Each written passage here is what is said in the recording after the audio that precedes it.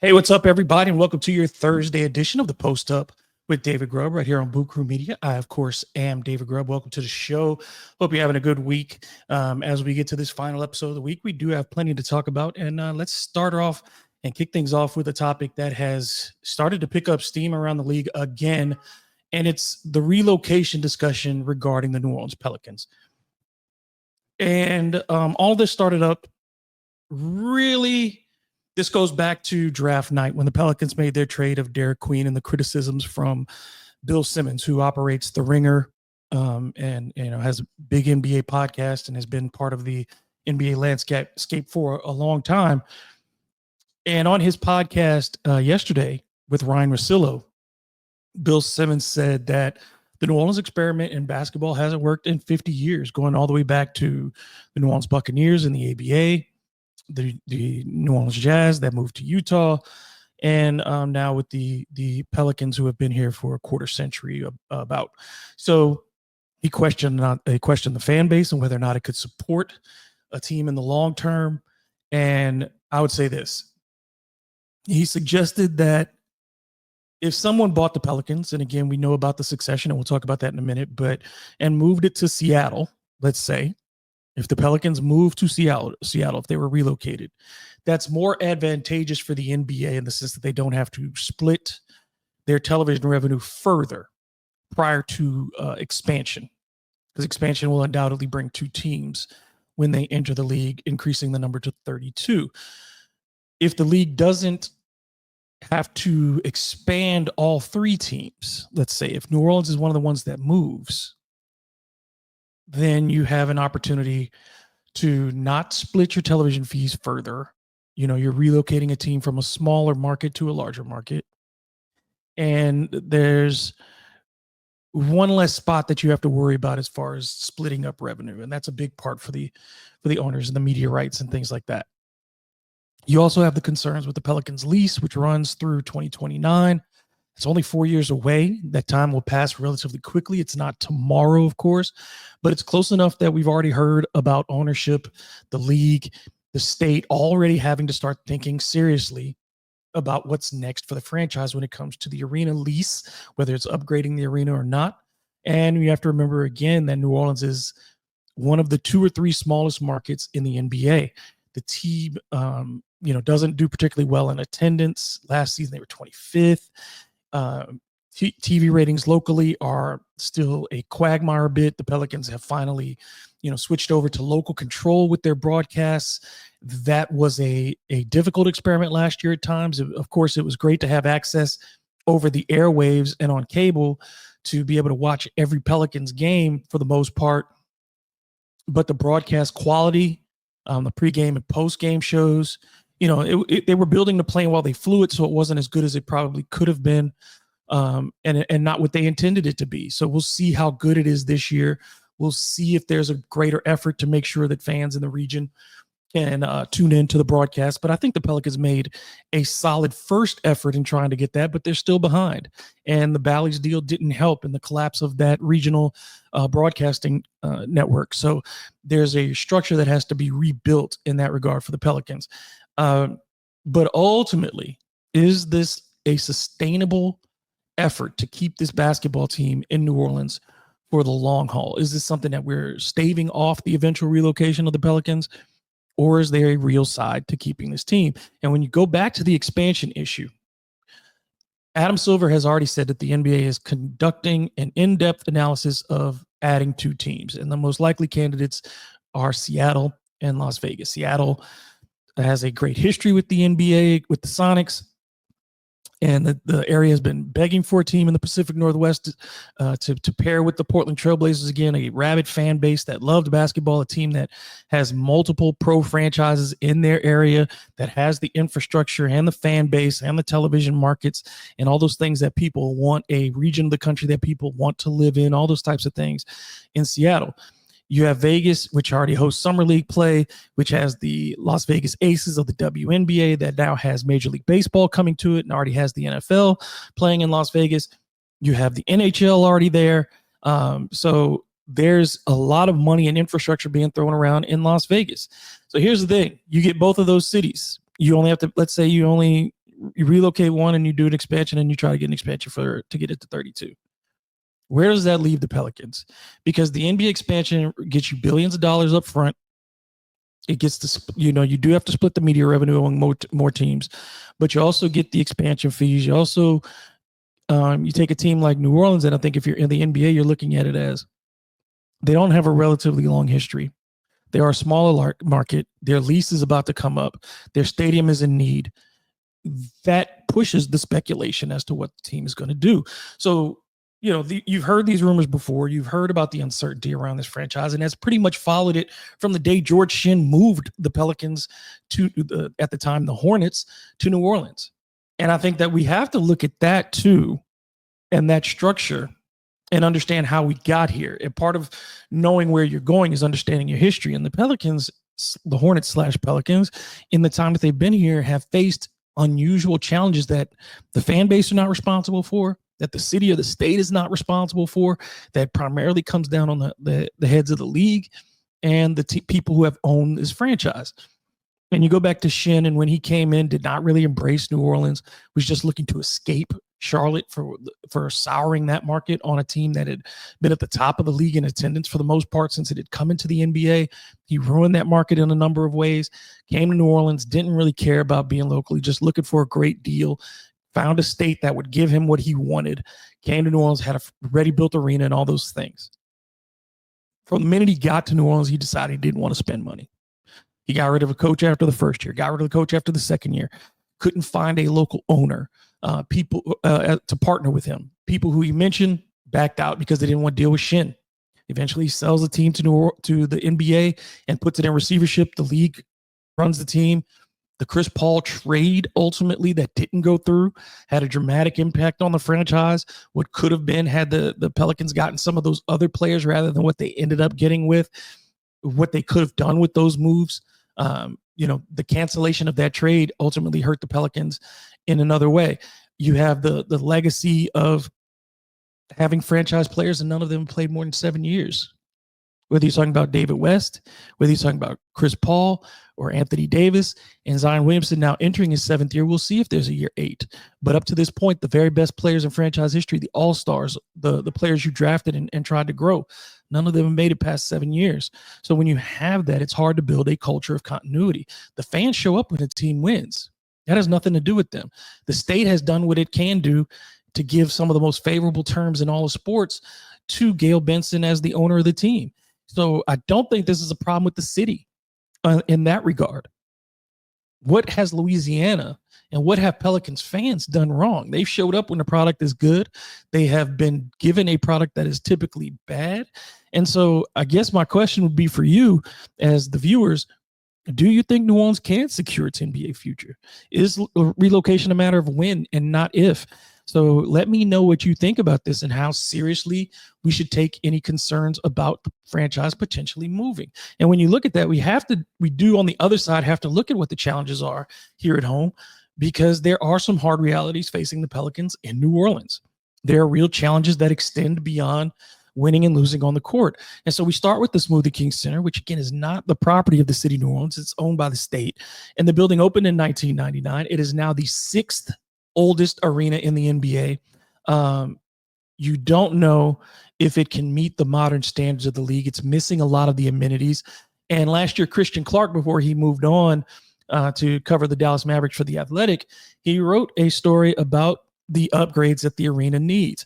You're talking about major structural concerns for this to match the 21st century needs of this arena. The outdated facilities, the seating, the food, all of those things have been problems for years. The entertainment, the way that the lighting, the scoreboard has been a problem for years in the arena, and even stuff like the sewage. Because if you remember, there was a consistent period last season, if you were in the arena, where you could smell whatever that was underneath the side basket. And when you came into the arena, that smell just wafted over the entire building. And that's no way to go to a game in the NBA, to have to deal with that.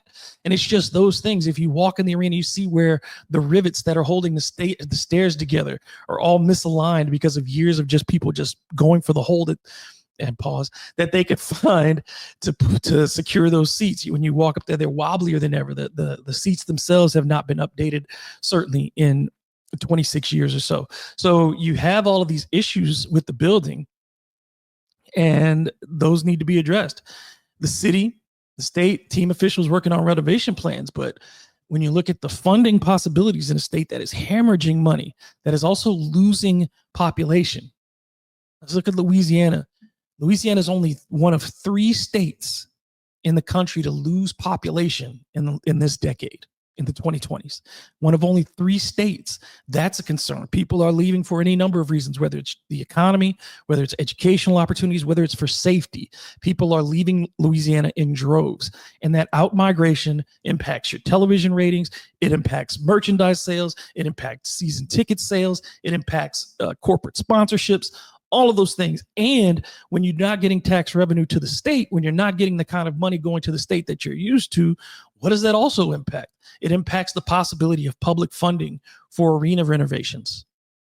Who's going to put up the money? How much will the Pelicans put up? How much will the state have to put up? And how much will folks have to pay out of pocket when it comes to things like additional taxes that may go into this, additional things that force either visitors or residents to pay the cost to renovate the stadium? And certainly it's in New Orleans' best interest to renovate the arena, because it is part of a centralized location of entertainment venues.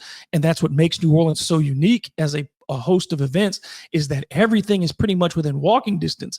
But there are needs that the arena has. Usually teams now, their practice facilities are adjacent to their arenas. That's not the case with the Pelicans. You don't really have a lot of place to extend parking for this team to ramp up that kind of capacity, because we know how difficult it is to park downtown at times to get to the arena.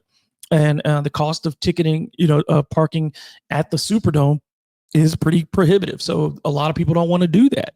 So you need more parking spaces around the arena to make it a little bit safer and to do those things. But that doesn't exist quite yet. So you have these issues where New Orleans ranks in the bottom 5 in NBA in a number of areas. You're not getting the kind of advertising revenue you want. You're not getting the long-term revenue that you can project over years. You can't say that we're going to have more money and more fans because of the population concerns that you have. And then when you look at places like Seattle or Las Vegas, where those media footprints are bigger, where there are other national sports teams that draw attention, and it's kind of a bad time for the Pelicans considering the Saints are also not doing well, where media attention in general for New Orleans is lessened. It's just a problem. And then you have the future of ownership itself. So with Gail Benson, who, as we all know, owns both the Saints and the Pelicans, she's made her succession plans clear. She's come out with those years ago. She made it clear that when she passes away, both teams will be placed in a trust with the goal of keeping them in New Orleans. That's fine, but it's the important word there is goal. There's no guarantee that whenever that happens, that team is going to have to stay, because there can only be the best deal possible, and whoever offers the money. And we've seen this. The Seattle example is perfect. And what happened with them? A new owner came in, bought the Sonics, said he was going to keep them in Seattle. They ended up in Oklahoma City after 2 years. So when you look at that, there's no guarantee that any future trustee of the team, whoever that may be, whoever becomes the next owner of the team, is going to have the same types of resources that Gail Benson has locally, who's going to have the same political support and influence that Gail Benson has in the state of Louisiana. And they may not be a New Orleans native, which plays a big part in Gail Benson's love and attention to some of the things in this community. And finally, when you look at the attendance issues, the Pelicans did rank 25th in the NBA in total home attendance last season. Total. Percentage-wise, they tend to do better as far as the percentage of home attendance. But the Pelicans arena is very small compared to NBA arenas. And when they lose, and I think that part we have to continue to emphasize that, the attendance goes down when they lose. And when you get a 20-win season, when you were expected to compete in the Western Conference, whether it's your fault or not, you can't control injuries. But why would fans watch a team? Why would they pay their good money to go to the arena and sit and watch a team that has consistently disappointed them? During the 49-win season, people were there. During the 42-win season, people were there. During the 36-win season, people were there. When the Pelicans took their team to the second round of playoffs, the Smoothie King Center was as electric as any building in the NBA. But when you have been consistently as bad as the Pelicans have been, or as mediocre, to put a better word on it, as the Pelicans have been, it's hard to maintain a fan base. And this ridiculous comparison to the Saints has to end, because I grew up in an era I got to New Orleans in 1979. From 1979 to 1986, it was really hard to sell out the Superdome. And we're talking about a Saints team that was no longer in its infancy. We're talking about a Saints team that was going into years 10, 11, 12, 13, 14, into its second decade of existence in New Orleans. And it was still really hard to sell out games at the Superdome, where you had energy coming in on Thursdays to buy up tickets so there wouldn't be a blackout on Sundays. So don't tell me it's because it's a football city that the Pelicans can't get attendance. What's holding the Pelicans back more than anything is the fact that they're never a consistent winner. If you could get more than 2 playoff appearances in a row, if you could get beyond the first round more than only twice in the history of the franchise, then maybe you'd have more consistent fan support. So again, I still try not to put that on the fans, because I don't think they've had a reason to show up consistently over the years. So when people talk about relocation, no, it isn't just hot air. It is an actual possibility. It could happen. And that 2029 date looms large. But I'll say this: if it does happen, it'll be because of the arena. It'll be because of the state overall. It'll be because of the ownership situation. It will not be because of the people in New Orleans. It will not be because the fans didn't do what they were supposed to do. It'll be because the other people failed. It'll be because the players on the court didn't live up to the expectations. It'll be because the organization didn't do everything it needed to do to win. It'll be because we didn't build this arena as citizens. This was built and it was improved, and it didn't really do the things that it needed to do, sustain itself long term. We've seen those kinds of renovations for the Superdome, and yeah, you'll take less. But I think fans just want the place to be safe, clean, and have good food. Safe, clean, have good food. If the sight lines are good, if the seats are comfortable, if the place is safe, it doesn't smell bad, the bathrooms are fine, and the food is good, that's about as much as you need as far as creature comforts when it comes to an arena. I don't know what else you're doing. You're sitting in your chair for 2.5 hours. You occasionally get hit by a t-shirt gun. Occasionally you some stuff falls from the sky, so you can catch that, and you watch some halftime shows. But what are you doing in your seat that requires so much more? The NFL is a different experience. The NBA experience is rapid. It happens a lot more quickly. So I don't think that there's too much that fans require. But I don't think the team is doomed. I don't think it's written in stone that the Pelicans are going to leave. But it does mean that the state, the city, and ownership are all going to have to fight to prove that they can continue to support professional basketball at the highest level in this city. And that's just a fact of life. All right, let's move on to some player news. And fresh off his strong performance at Summer League, Antonio Reeves is moving on. The Pelicans, of course, waived Antonio Reeves before Summer League. He was with the Pelicans in Las Vegas, was the team's second leading scorer behind Jeremiah Fears, and just played pretty well overall. Was the Pelicans' highest net rating of all the players on the Summer League roster as well, going into his second Summer League and his second season in the NBA. The Charlotte Hornets have signed him to a 2-way contract. And it makes sense for the Hornets, who finished 28th out of 30 teams last season in the NBA in three-point accuracy. And when you get a player like Antonio Reeves, who shot the ball very well last season in 44 games with the Pelicans, just over half the season. He shot 39.5% from three-point range. In the 9 G League games he participated in, he shot 48.5% on more than 7 three-point attempts per game. So he's comfortable getting his shot in multiple ways. We know that kind of player.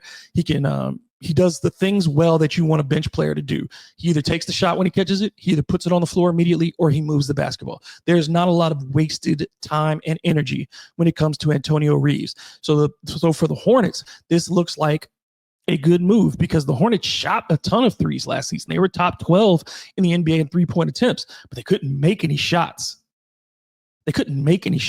So for them, getting an Antonio Reeves with a high level of accuracy, You've added other shooters like Con Knipple this offseason. They've added Colin Sexton. They added Pat Connaughton. They've added Spencer Dinwiddie.